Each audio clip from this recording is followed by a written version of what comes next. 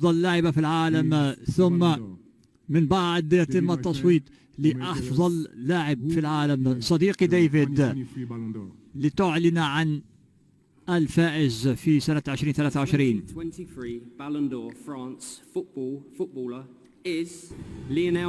الفائز بالكرة الذهبية فرانس فوتبول 2023 ليونيل ميسي.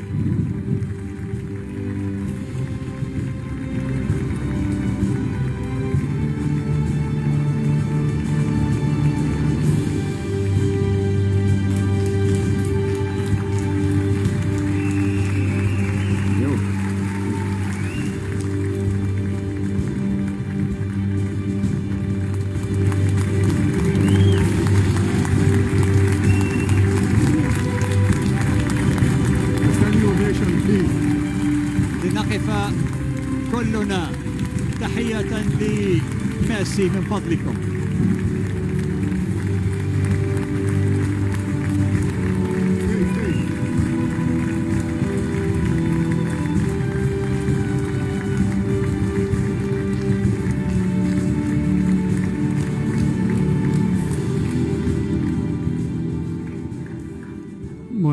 Buenas noches, muchas gracias.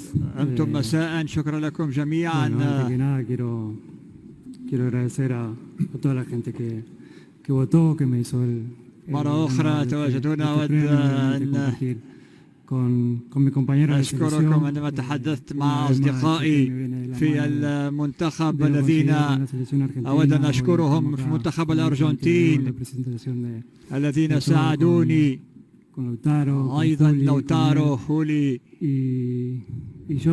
مع ديبو، وأيضا هذا كان أمر رائع أن نتواجد في مجموعة أشخاص تحب بعضها البعض من أجل مصلحة بلدنا الأرجنتين. أود أيضا